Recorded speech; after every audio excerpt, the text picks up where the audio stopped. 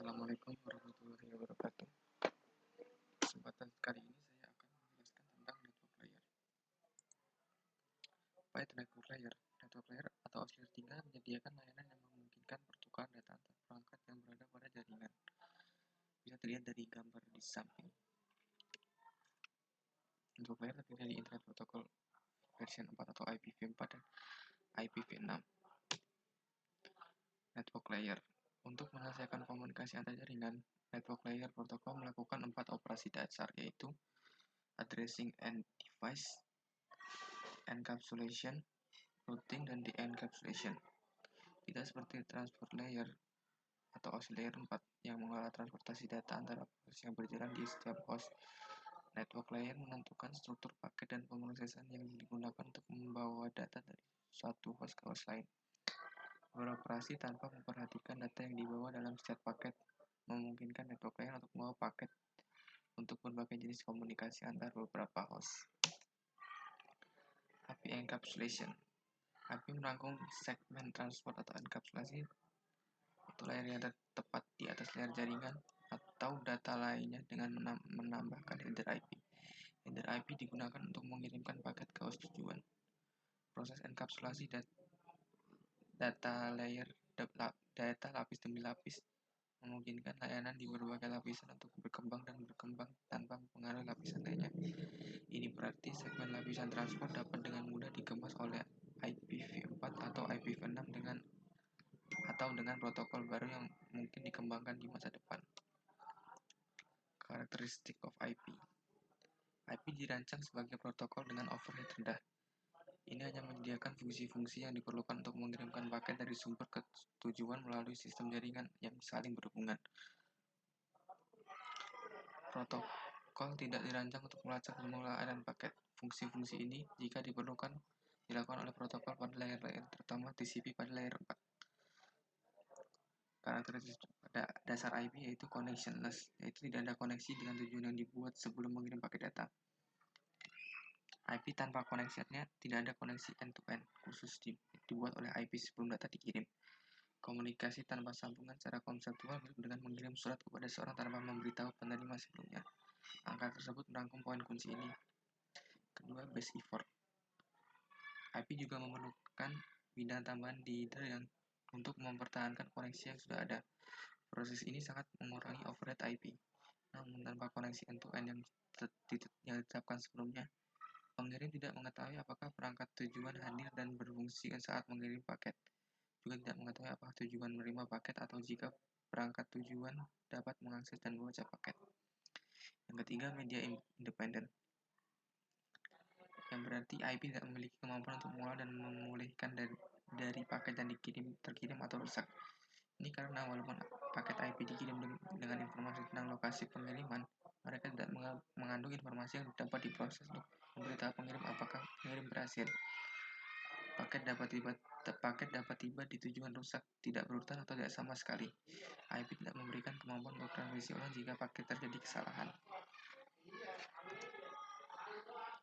IPv4 paket header. IPv4 adalah salah satu protokol komunikasi lapisan jaringan utama.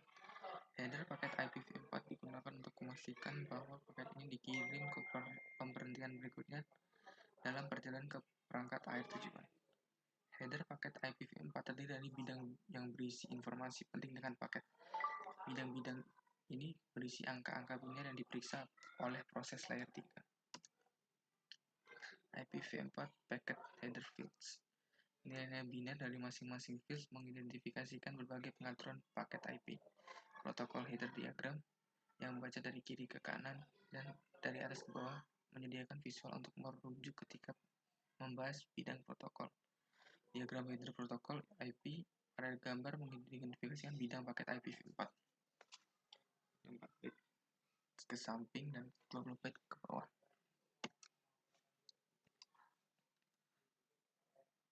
Signifikan pada header IPv4 meliputi berikut ini. 1. Version, yaitu berisi nilai biner 4 bit yang diatur ke 0100 yang mengidentifikasi ini sebagai paket IPv4. Kedua, Differential Service of Diffser atau DS. Bidang DS adalah bidang 8 bit yang digunakan untuk menentukan prioritas setiap paket. Yang ketiga, header checksum yang digunakan untuk mendeteksi korup pada header IPv4. Yang keempat, time to live atau TTL. TTL berisi nilai 8 bit yang digunakan untuk membatasi masa pakai suatu paket. Yang kelima, protokol. Itu untuk mengidentifikasi protokol tingkat berikutnya. Keenam, source IPv4 address yang berisi nilai binario 32 bit yang mewakili alamat IPv4 sumber. Yang terakhir adalah destination IPv4 address yang berisi alamat tujuan. Dua field yang paling sering dirujuk adalah sumber dan alamat IP tujuan. Bidang ini mengidentifikasikan dari mana paket itu berasal dan dari mana ia pergi. Biasanya alamat lama tidak berubah saat berbagian dari sumber ke tujuan. Bidang internet header atau internet header length, total length, dan header checksum digunakan untuk mengidentifikasi dan memvalidasi paket. Bidang lain digunakan untuk menyusun ulang paket yang terfragmentasi. Secara khusus, paket IPv4 menggunakan bidang identifikasi, bendera, dan offset fragmen untuk melacak fragmen. Router mungkin harus memecah-mecah paket IPv4 saat meneruskannya dari satu medium ke medium lain dengan MTU yang lebih kecil. Limitasi dari IPv4. IPv4 masih digunakan sampai sekarang. Topik ini adalah tentang IPv6 yang pada akhirnya akan menggantikan IPv4. Untuk lebih memahami mengapa Anda perlu mengetahui IPv6, ada baiknya Anda mengetahui batasan IPv4 dan keuntungan IPv6. Selama bertahun-tahun, protokol dan proses tambahan telah dikembangkan untuk mengatasi tantangan baru. Namun, bahkan dengan perubahan, IPv4 masih memiliki 3 masalah utama, yaitu IP address duplicity atau penipisan alamat, karena IPv4 memiliki sejumlah alamat publik yang unik yang tersedia.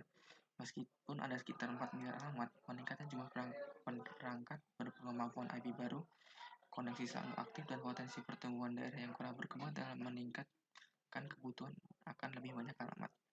Yang kedua, lack of end-to-end connectivity atau kurangnya konektivitas dari end-to-end. Yang ketiga yaitu menambah kompleksitas dari network sebuah jaringan. Yang dimaksudkan adalah implementasi menciptakan kompleksitas tambahan dalam jaringan, menciptakan latensi, dan membuat pemecahan masalah menjadi lebih sulit. IPv6 Overview. Pada awal 1990-an, Satuan Tugas Teknik Internet atau IETF mulai khawatir tentang masalah dengan IPv4 dan mulai mencari penggantinya. Kegiatan ini mengarah pada perkembangan IP versi 6 atau IPv6. IPv6 mengatasi keterbatasan IPv4 dan merupakan peningkatan yang kuat dengan fitur yang lebih sesuai dengan tuntutan jaringan saat ini dan yang akan datang. Perbaikan yang akan disediakan oleh IPv6 meliputi peningkatan alamat address atau ruang alamat IPv6 berdasarkan pada pengalaman hierarkis 128 bit yang bertentangan dengan IPv4 dengan 32 bit. Yang kedua, penanganan paket yang ditingkatkan, yaitu header IPv6 telah disederhanakan dengan bidang yang lebih sedikit. Yang ketiga, menghilangkan kebutuhan akan NAT. Dengan jumlah besar alamat IPv6 publik, NAT antara alamat IPv4 pribadi dan IPv4 publik tidak diperlukan. Ini menghindari beberapa masalah yang disebabkan oleh NAT yang dialami oleh aplikasi yang membutuhkan konektivitas end-to-end. Ruang alamat IPv4 32 bit menyediakan sekitar 4 miliar sekian alamat unik. Sedangkan alamat IPv6 menyediakan lebih dari 340 alamat undecillion, atau kira-kira setara dengan setiap butiran pasir di planet bumi. IPv6 paket header. Diagram header protokol IPv6 pada gambar mengidentifikasikan paket IPv6 pada byte 1, byte 2, byte 3, byte 4, dan 40 byte ke bawah. Bidang dalam header paket IPv6 meliputi berikut. Ini tadi.